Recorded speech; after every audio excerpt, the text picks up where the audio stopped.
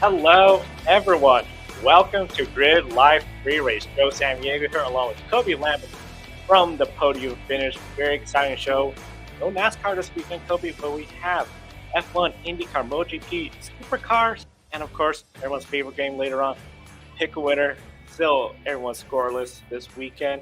But of course, you could help us score more opportunities to be at the track by investing in us through Patreon. Colin the Show, Mark and Robin all invest in us each and every month. David, our newest member, get your name on the list. We'll highlight it.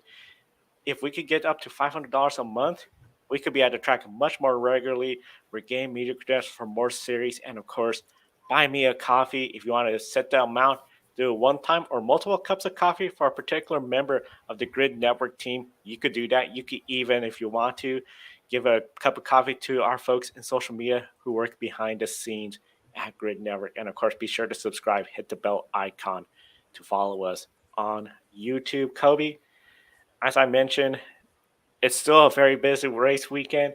We'll start off with Formula One and what I anticipate to be a pretty competitive race, actually. Yeah, and it was really competitive yesterday because it was a wet and wild Friday in Montreal and yesterday's pair of F1 practice sessions. Lewis Hamilton and George Russell to the top two spots in FP2. Mercedes 1-2 there. Max Verstappen was 6 behind Carlos Sainz, Fernando Alonso, and Charles Leclerc, but the FP1 results were a little crazier. Valtteri Bottas followed by Lance Stroll, Alonso, Sergio Perez, and Verstappen.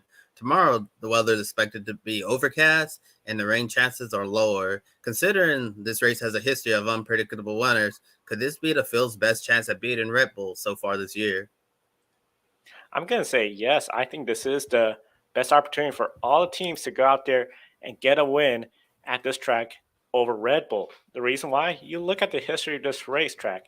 A lot of surprise winners. Lewis Hamilton got his first race win here. Then, of course, we all remember Robert Kubica got his first race win here with BMW Sauber back then. I see a lot of opportunities for another team to go out there, capitalize, get to win. This race just always seems to be very unpredictable. I anticipate we're going to see at least one safety car. I'll be shocked if this race goes safety car free. We've seen the high number of safety car usage this year. I anticipate there's going to be another round. The way we're seeing with Red Bull and their speed, they could be saving something, but we're just not going to know until later on when we have more practice and, of course, qualifying. But overall, I have to say, this is, I think, the best opportunity for all the teams to start looking at this race weekend as a potential. Take the win, maybe even get a podium if you're a team like Alpine, McLaren, where you know you're not in the front, but if we get a chaotic races and multiple safety cars, aim for that podium, that'd be a huge, it'll feel like a win for those teams especially. Yeah, for sure. It seems like there's some opportunity this weekend for the other teams to get the job done. First two free practice sessions were pretty exciting. As I read the running order there, you expect Red Bull, Verstappen, and Perez to be on top, but no, you had Hamilton, Russell, and then Valtteri Bottas in that first practice session. And overall, I believe Red Bull is still going to be the favorite entering the weekend. Joe, you mentioned they might be holding back a little bit, but I think at the end of the day, you're still going to have to go through Max Verstappen and Red Bull to get the job done in Canada. And yes, this is quite unpredictable. And one of the most unpredictable corners on the track is that last one going through that chicane. And make sure you don't hit the wall of champions. As I saw yesterday, Oscar Piastri hit the wall of champions, which is unsurprising since he ended up getting the Formula 2 championship just a couple of years ago. And a lot of great drivers have hit that wall over the years. I believe we have a comment in the chat room. Display that from Adam Lemmeries. Adam doesn't think Red Bull will win tomorrow, and that something tells you that Max Verstappen has bad luck, and that's what we've been saying for the last few months on this program. That at some point Max Verstappen is going to run into bad luck, and Sergio Perez won't have the car on that certain day to get it done, and it's going to open up the door for someone to get there on the top step of the podium. And Max Verstappen even said himself that if he can't win, he wants to see the animal that he refers to him, Fernando Alonso, win. You know, Max has a lot of respect for Alonso and everything he's accomplished throughout his racing career. And at this point, I don't think there'd be many people who'd be upset if Fernando Alonso ends up winning for the first time in a very long time. And maybe him and Aston Martin can win in Canada. Who knows? But coming up at the halfway mark of the hour, FP3 is set to begin. And then we'll have qualifying later today, I believe at 4 p.m. Eastern time.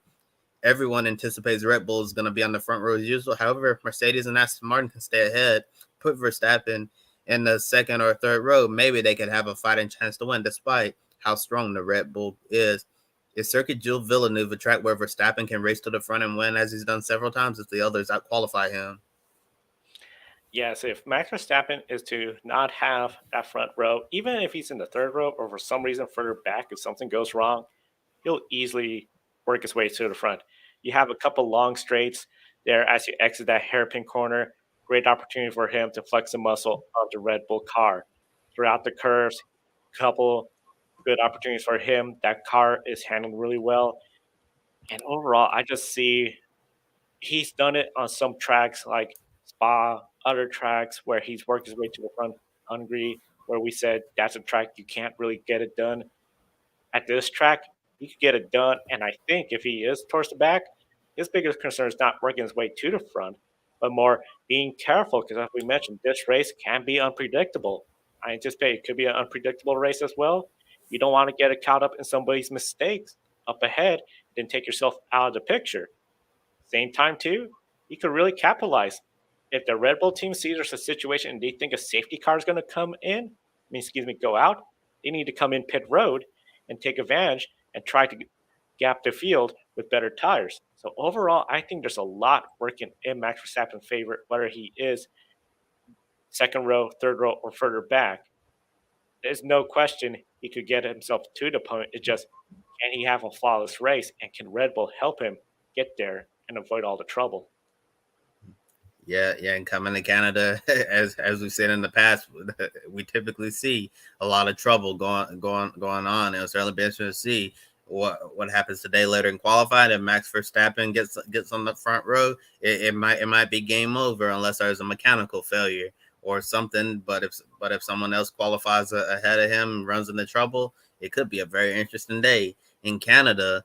And something else that interesting that happened last weekend. Ferrari shot many in the motorsports world by winning the 24 Hours of Le Mans overall. That was a great win for that number 51 car. Alessandro Perguidi, James Calado, an ex-Formula One driver and current Ferrari reserve driver Antonio Giovinazzi. It was a huge win considering many expected Toyota to repeat again. Charles Leclerc was there in Le Mans to witness the big moment for Ferrari, and he even teased that he'd be interested in doing this race at some point in the future. Now, after Ferrari F courses win, Scuderia Ferrari would love to shock the world and get a win this weekend in Canada.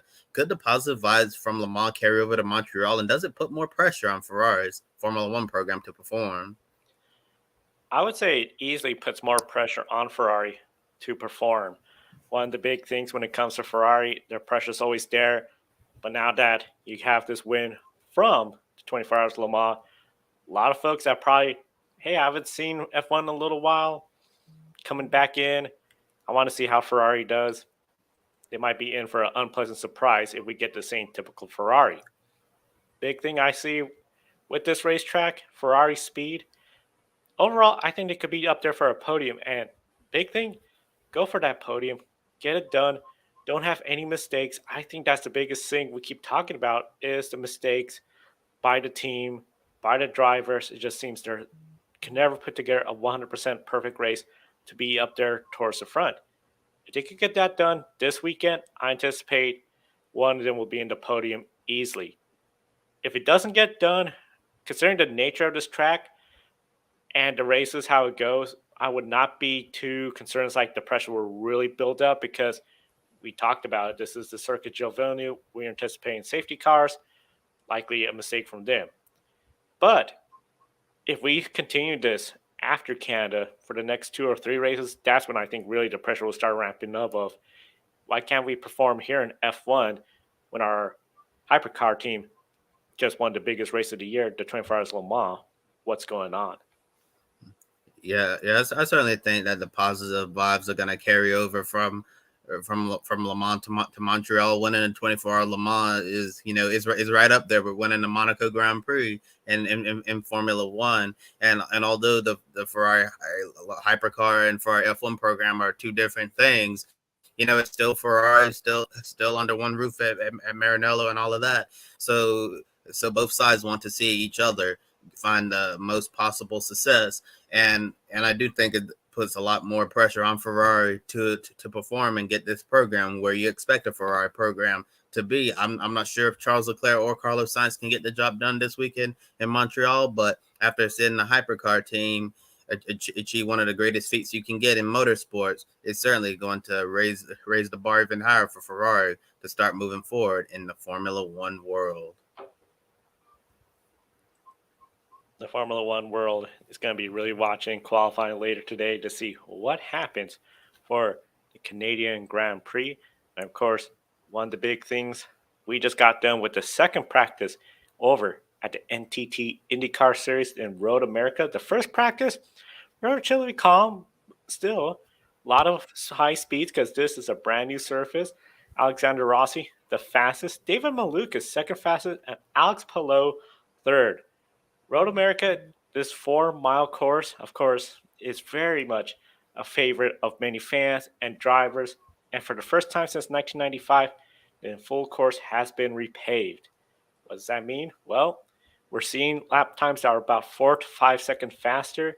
And then we had a very eventful second practice where we saw several drivers going off course, including Alex Palou, which we'll talk about a little later on. And then the big one, Kobe, I think we were talking about Scott Dixon, Will Power. Granted, that was more of a mistake by Scott Dixon going off rather than just the much faster speeds at this course. How competitive do you anticipate this race? Will it be a very competitive race like typical IndyCar, or it could be non-competitive since it's going to see much faster times? Well, I think it's too soon to say, but I think we certainly hope for a competitive race at Road America. And over the years, we were seeing some pretty interesting things and wild racing, especially on the restarts at this long 4 mile track. But based on what we've seen this weekend, I think we see early indications it could be a very competitive race. It's really crazy to see how fast these cars are going around this racetrack now. As you mentioned, Joe, looking to be 4 to 5 seconds faster. The fresh black pavement is definitely doing its thing, and you mentioned Will Power, Scott Dixon. Oh my goodness, that was a dramatic practice session that just finished up this morning. You know, with multiple stoppages, and then Power and Dixon getting together there. And based on Will Power's reaction after getting out of the car, if you haven't seen it yet, you can be sure to check out IndyCar's Twitter because they posted it out there. You think Will Power and Scott Dixon are racing on your typical Saturday night short track? Because Power got out of that car, he was livid, walked over to Dixon angrily and shoved him, and then the safety worker had to stand in between to prevent Will Power from jumping on Scott Dixon. That's typically something you don't see for IndyCar. If you weren't excited for IndyCar Road America until now, Will Power has gotten you excited and fired up for what's to come. This race, I think, is going to be very exciting. One of the big things I'm anticipating, because a lot of times when we talk about repaves, we talk about, especially in NASCAR, a lot of grip, not the greatest racing. But here, I think a little bit of the reverse. A lot of grip. The drivers are really pushing it.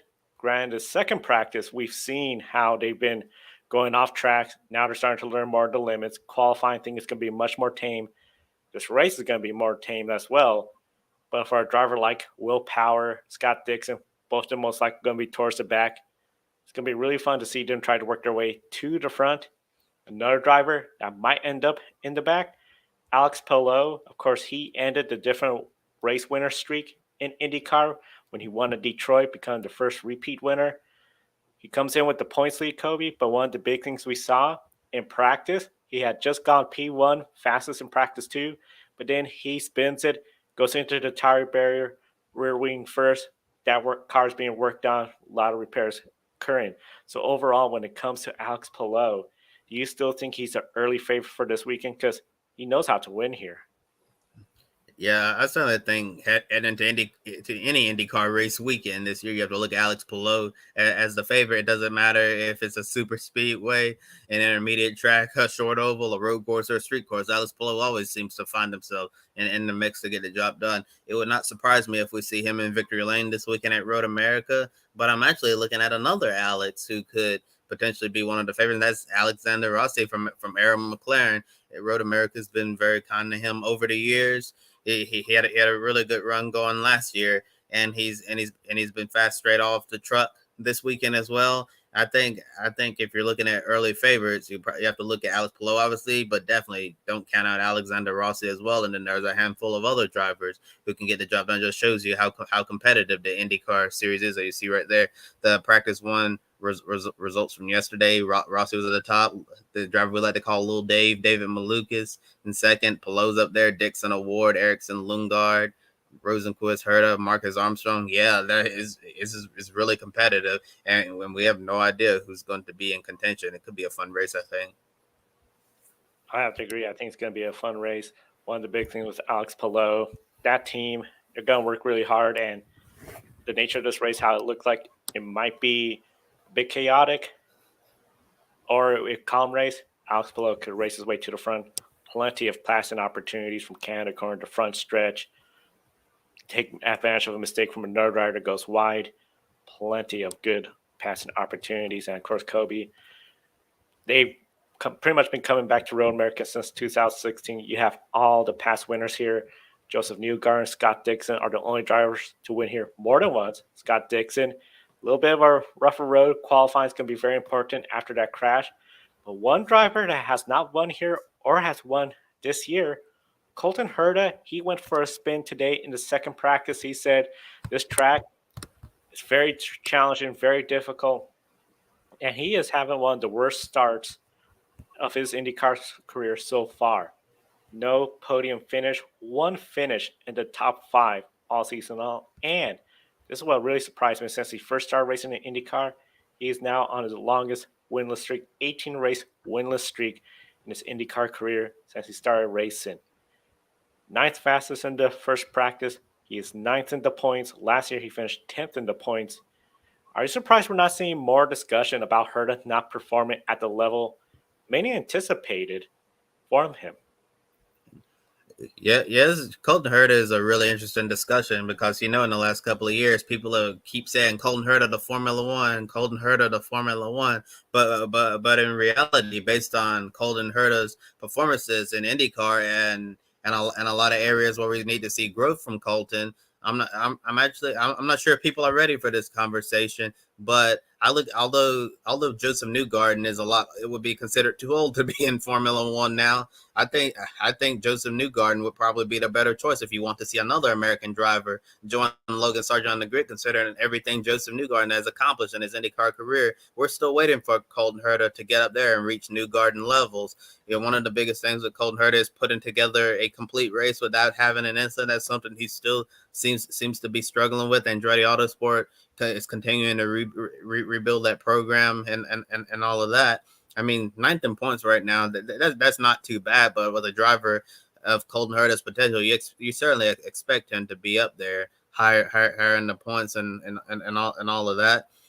I'm not sure what it's going to take for Colton Herta to take the next step in his career, but I'm sure he's certainly not happy with this start to the season. A lot of us probably thought he'd be in contention to win more races by now, but to only have one top five. His best finish was on the streets of Long Beach, and then got some top tens at the Indy Road Course and the Indianapolis 500. That's all great and all, but when you're driving for Andretti Autosport and when you're Colton Herta, someone who's been in the conversation to be in Formula One, it's certainly not a great thing at all, because a lot of people might think that he's underperforming. I would have to say you brought up a lot of good points, and it's particularly that Reddy team that's sort of rebuilding.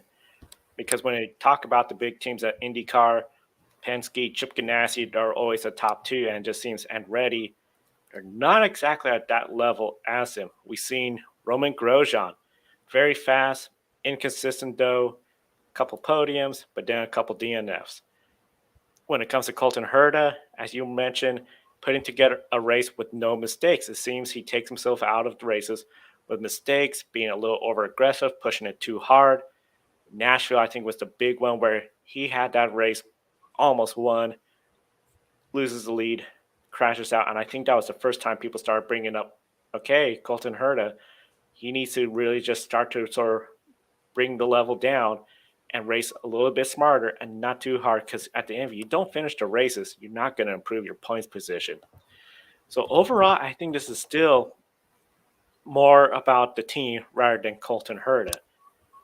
Once we get towards the end of the season, though, I think really that's where we're going to hopefully be seeing some performance updates and improvements from Andretti Autosport, not just for Colton Herta, but Roman Grosjean wants to get a win. Definitely DeFrancesco, not exactly having that great of a season. You like to see some improvement as well. I think overall Andretti's overdue for some performance updates, because at the end it just seems like that team is not at the level of Penske, not at the level of Ganassi. They really need to step it up, because for Colton Herta, as you mentioned, Kobe, all the talk about he's F1 material, not looking like it right now. And ninth place, not helping him get those super licenses, which are very valuable to get into F1. Now, of course, Kobe, one of the big things, along with IndyCar, we also have, well, one race done, another one tomorrow, MotoGP. And before we go into MotoGP right quick, wanted to add one more point about Colton Herta. At this point, I don't even think he should be thinking about super license points to go to Formula One right now. I need to focus on his day job and make sure he's running up to par in the NTT IndyCar Series. I know there's a lot of pressure for Colton Herta to finish up close towards the front in the IndyCar points. He still can theoretically get up there in the top 5, potentially top 3 if some others have trouble ahead. And go out there and get some really strong finishes and wins. Yeah. But right now, looking at the point standings and where he is in comparison to teammates, Colton Herta is actually the lead in Andretti Autosport Honda at 9. You got Roman Grosjean in 11. Grosjean would be a lot higher in the points if it wasn't for for the crashes that he's had last season. Grosjean has shown a lot of speed, but just doesn't have the results to show how well that number 28 DHL Honda has been running. At Kyle Kirkwood, who's 12th in the points. He won Long Beach. He's had a few good races, but some very inconsistent finishes. And then you have the other Andretti Honda, Devlin DeFrancesco, down in 21st position, showing a little improvement in the last few races. We'll see if the momentum for him will continue, but overall, Andretti Autosport still has some work to do overall as an organization. And I think we need to pump the brakes a little bit on the Colton Herta to Formula One talk, because right now I think he needs to focus on home before he thinks about what could be happening abroad. And looking at all things happening abroad, the MotoGP weekend in Germany was one to forget for Marc Marquez. A horrible Friday highlighted by a scary crash with Johann Zarco. Crashed twice in qualifying, but still got a top 10 starting spot. I have no idea how that happened. Today in the sprint race, he finished 11th and scored no points. Joe, considering Marc Marquez was once considered the king of the ring, is Marquez a real contender for tomorrow's win, or could a win just simply be finishing the race? Because I know we literally just talked about Marquez and his huge dip in his form, that if he's not out injured, he's just crashing out and not finishing the races. And the stat we had from the previous week, he hasn't finished the race since Malaysia, the second to last race of 2022. That's the thing. Marc Marquez, this weekend, it just seemed like it didn't feel like the king of the ring when it came to Germany and Marc Marquez going out there being unstoppable. It felt like we were watching a rookie going down multiple times, then big crash. Then today, the same thing. Still somehow managed a top 10 qualifying position, but then the race just fell out, didn't score any points. Of course, the sprint race, very different strategy for a lot of riders, because the big points are going to come tomorrow, where 15th place and up will score points. Marc Marquez, a lot of people still remember that quote, what he said about you'd rather crash than finish 10th or something, settle for less. This is going to be, I think, that one weekend he just really has to settle for the points, where it's the 11th, 10th. If he could get himself towards the front, that's great. But what we saw, I just don't have the confidence in Marc Marquez in getting up towards the front, contending for wins this race week in Germany. It seems Ducati, they have a really strong bike. KTM are fast. Honda, we know Marc Marquez has been challenged by that bike. I just don't see him getting towards the front. It'll be a heck of an effort if he does. If he gets a podium and finishes this race, that has to feel like a win. I know it's Marc Marquez. We're talking about one of the best riders of all time, but the way this season has been, take the points for what it's worth. A good day, because, as you mentioned, Kobe, he has not had any good Grand Prix races in quite some time. Yeah, yeah, and like we're saying, people call him King of the Ring because he's so good in Germany. I think this will be the first chance for him to finally start to get his seasons really started, get back into a rhythm, and to really get his career back on track. Because the last few years have not been kind to his career at all. I think he needs to really just focus on simply finishing the race, get a points finish, get out of Germany, and continue to move forward. And into the future races. And right now, in regards to him being a contender for the win, it doesn't really look like that's going to be the case right now. And as you mentioned, Joe, it seems like we're watching a rookie right now making multiple mistakes and all of that. And I believe on one of our recent shows, I even said if it wasn't Marc Marquez and all of the things that he's accomplished in his career, you might be looking at a mid-season change and putting another rider on that bike, and it will certainly be interesting to see if Marquez can finally break out of this slump and get back to riding as well as we know he can. And his stock seems to be fading as of lately, but one rider whose stock is rising is Jorge Martin, who's had a great few races lately. The second sprint race win, and now he's second in the points after today's victory. Last week, Joe, you mentioned on the wrap-up show how you expected this from Jorge Martin. Could he emerge as a serious contender for the championship against Pecco Bagnaia? Originally, after last week's show, I was thinking, no, I do not see him being a serious contender with that Premac Ducati. But after this race weekend, so far, just the sprint alone, I think he can. Second place in the points, he's not too far behind. If he could put together these strong weekends, the consistency that's really getting him up there towards the top of the standings, he could take the fight to Pecco Bagnaia. Pecco Bagnaia, of course, will need to step it up when it comes to consistency. Finish the races, get the points. He seems to be riding better, but it just seems out of the blue, he has these issues where he then crashes out. It gets much closer.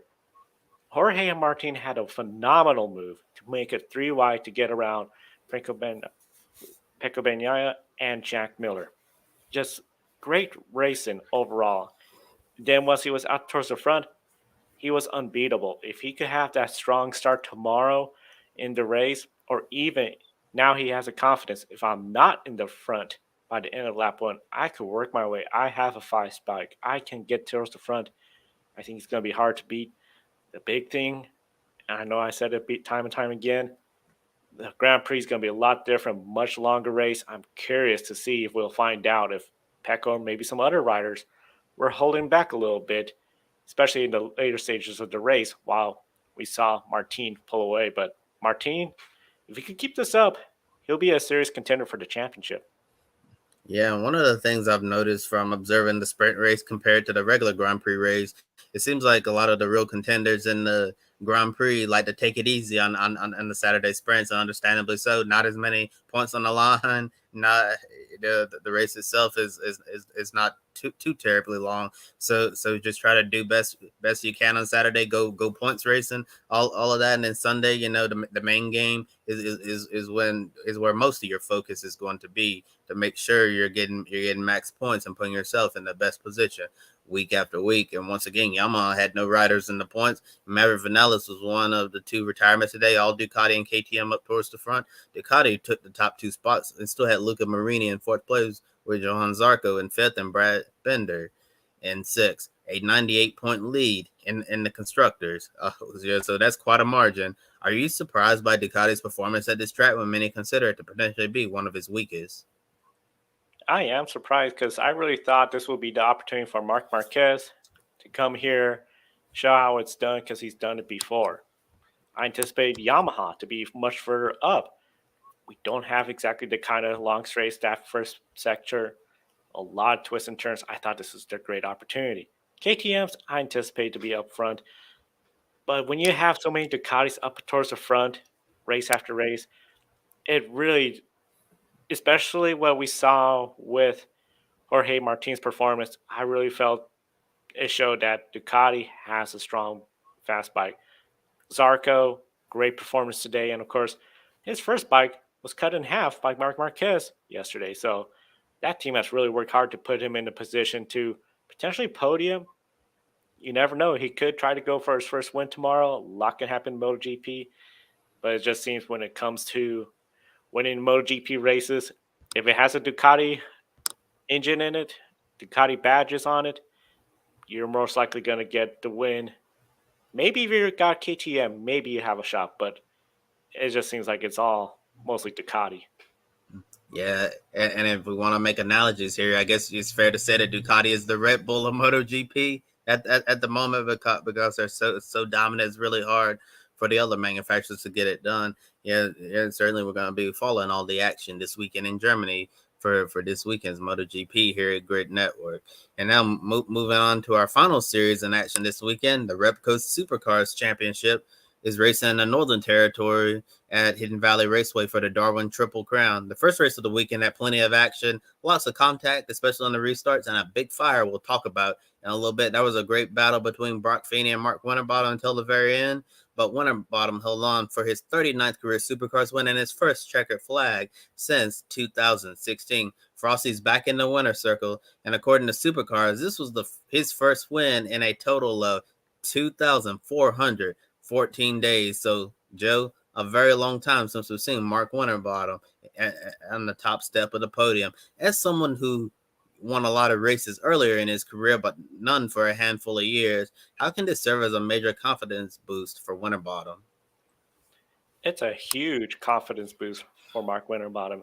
The big thing, especially in motorsports, if you're a driver that comes out, whether it's a highly anticipated rookie or a driver that has gotten win after win after win, but then you're not getting those wins and you're still in competitive cars, people will always start to doubt you.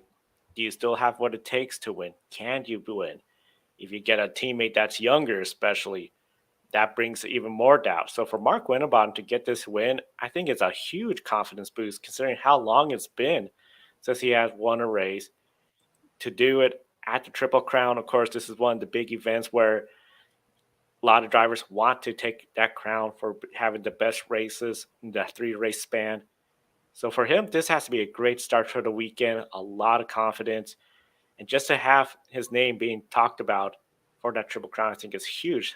The big thing now, you got to go up there and prove it was not a fluke, and you could go out there and get another win, or at least be consistent enough, because at the end, the points, the positions, they all matter a lot. And for Mark Winterbottom, I got to say, that's definitely one of the contenders, I think, for a shining moment from the weekend. Yeah, certainly. And if for anyone who paid attention to his win at Hidden Valley Raceway, you can really see it was a very popular win. And when I was watching on Superview, reading the comments, there were so many fans talking about how happy they were for Mark Winterbottom getting this win, and his interview in Victory Lane, and then after the race, I watched that, and it was really nice to see the genuine emotion that he felt over this. I know sometimes when you go like over 2,000 days without a victory, there certainly has to be some self-doubt creating your mind, like, can I still do this at this level? How much longer should I continue to race? But one comment that Winterbottom said was, it really caught my attention. He admitted he knew he could always drive. He didn't forget how to do that. But he said one of the biggest things he took away from this win, that he kind of forgot what it felt like to be on top at the end of the day, that you're number one. You won the race, and you could just see the genuine emotion on his face and the energy that he was bringing during that interview, that of how special this was for him. And back in the day, Mark Winterbottom used to be one of the top drivers in supercars. But before today's show, I was looking at some of his stats in the past. I remember one season he won a total of 9 races, but that was a long time ago compared to where things have been for him today. He's been one of them cagey veterans of the Supercar Series, and for him to get this win, major confidence boost for him, major confidence boost for his team, and although he won, he was already looking forward to the next pair of races to see if they can back it up and do it all over again. So maybe Mark Winterbottom might get another race victory today. You have 2 chances to try to get another one. And for the most part, Ford has struggled to match Chevrolet this season. Entering Darwin, there was some optimism in the Blue Oval camp, especially with Tickford Races number 6, Monster Energy Ford Mustang, after Cam Waters won the pole for race 1. Waters led eventual race winner Mark Warner bottom during the early part of the race until we saw a poof of smoke and a big fire under the hood. Thankfully, Waters got out of his car unharmed, but the car suffered major damage from the fire, and we're not even sure if Tickford has enough time to repair it for the final two races of the weekend. Another major fire seems to be a big issue that Fords are having this season because we haven't seen a Chevrolet go up in smoke like that. How much does this fire spoil the mood this weekend for Waters in Tickford? And should Ford be concerned about another big fire under the hood? It definitely ruins the weekend for Tickford Racing. Cam Waters. Cam Waters not exactly having the season many anticipated he would have. I mean, you see him right there in sixth place in the points. He would love to be higher up, especially after some of the possible momentum last year where people felt like, hey, he could really step it up this year. That has not happened. It just seems Ford has just fallen flat this year. We're not seeing a whole lot from Dick Johnson Racing either and their Fords. Overall, I just felt like this definitely took any positive momentum out of Cam Waters for this race weekend. For Ford, if they could figure out what caused this fire, I'm anticipating was something broke, failed. They'll address it right away. So my concern is not too much about another fire, a repeat fire like we saw with Cam Waters. My big thing is, can they even compete for a win this weekend? It just seems like now their big thing is just to try to just go out there, salvage points for all their teams, their drivers, and then exit the weekend. But I don't sense the Ford team felt like they're confident in their chance to win. It almost seems like they just showed up and here we are. Let's see what happened. Cam Water, hey, this is a great start. That fire came out, and that just extinguished a lot of momentum that they had entering.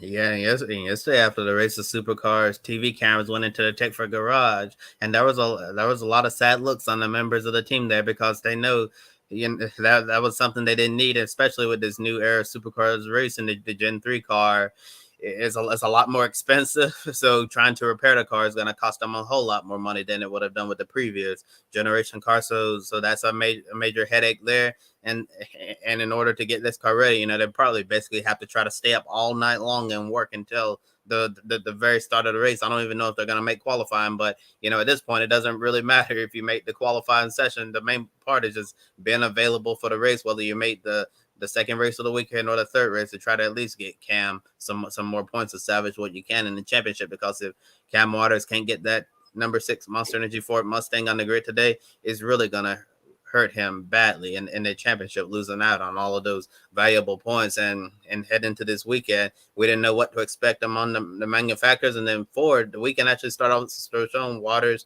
winning the pole. Anton De Pasquale looked really good in practice. Will Davison had a really good race, but it seemed like this was a weekend for Cam Waters and Tickford Racing to get back on top. It seemed like he clearly had the best car until that fire happened. It was super unfortunate. It definitely killed the mood. And now the best thing that Tickford can do is try their very best to work all night, all day long to try to get this car ready for the race. And as I said, another major fire. We saw supercars officials looking at the engine of the car that they looked at. Yeah, they were looking at.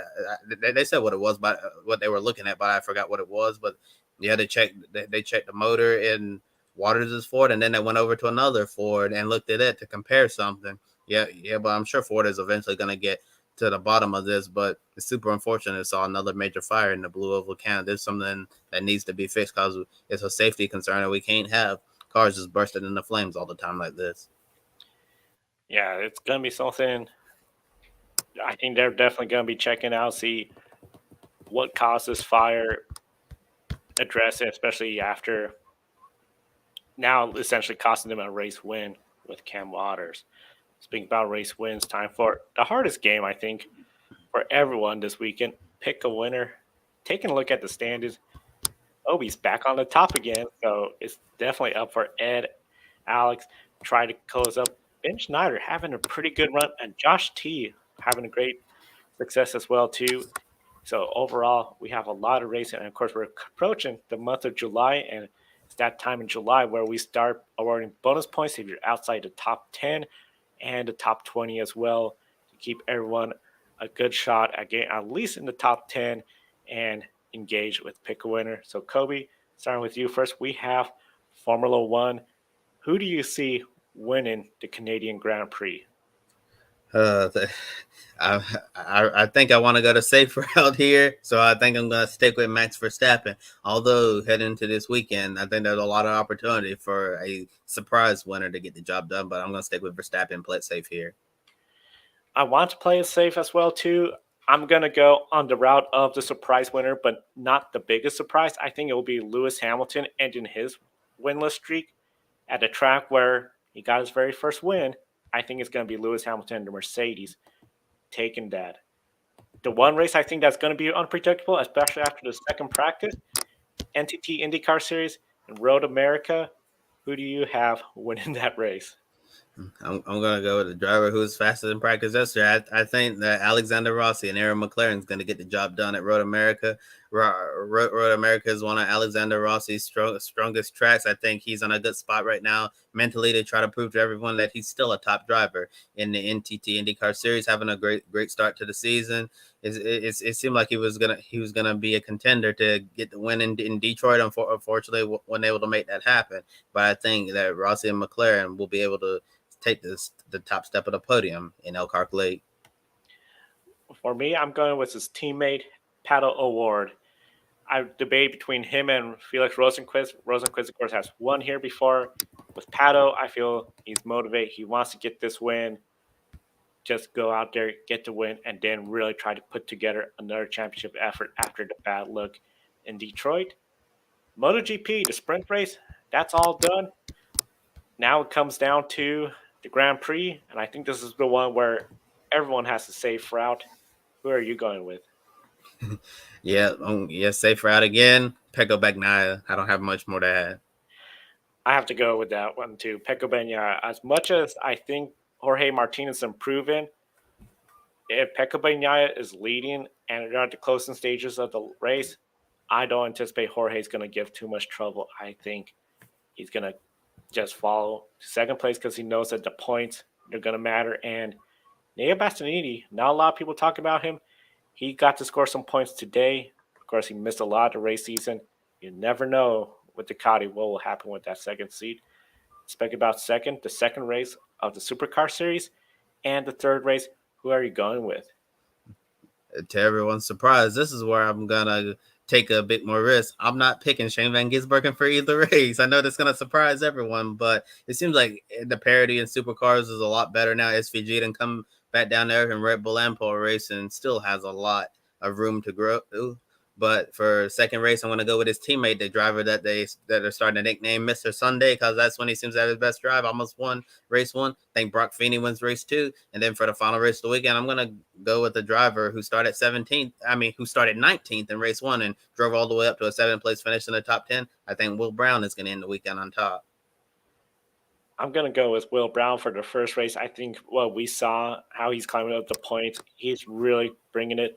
And I'm going to go with Brody Kosecki. It's been a while since he got in a win, but overall, I think he got the potential to get the win and encourage everyone share their pick a winner comments as well before we go off the air. And of course, once again, thank our Patreon subscribers, come on the show, Mark, Robin, and David, for investing in the Grid Network each and every month. You too can invest in us, help us get to the track.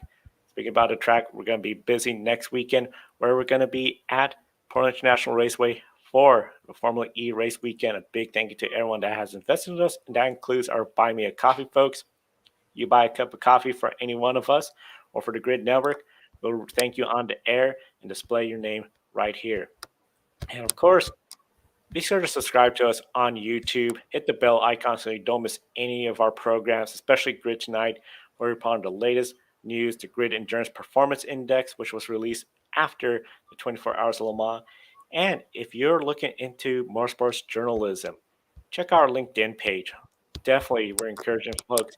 If you've got a background in journalism, love motorsports, and you want to take a serious look at motorsports journalism, check out our LinkedIn page for opportunities. And of course, follow us on gridrankin.com and gridrankin on Twitter. And we want to thank everyone for tuning in today. And of course, enjoy all the races this weekend. starting late with the Supercar Series and early morning for the East Coast, but then all the races and then wrap up Sunday. Following the conclusion of the IndyCar race, I believe that'll be the earliest race unless the F1 race goes later because of craziness. So it'll be really interesting the timing. For Kobe Lamb at the Podium Finish, I'm Joe Samaniego. Thank you for watching. We'll see you next time and enjoy the races. Thank you for watching us right here on YouTube. Be sure to subscribe and check out some of our other videos, including Life on the Grid, where we interview folks from the motorsports industry. Thank you for watching. We'll see you next time.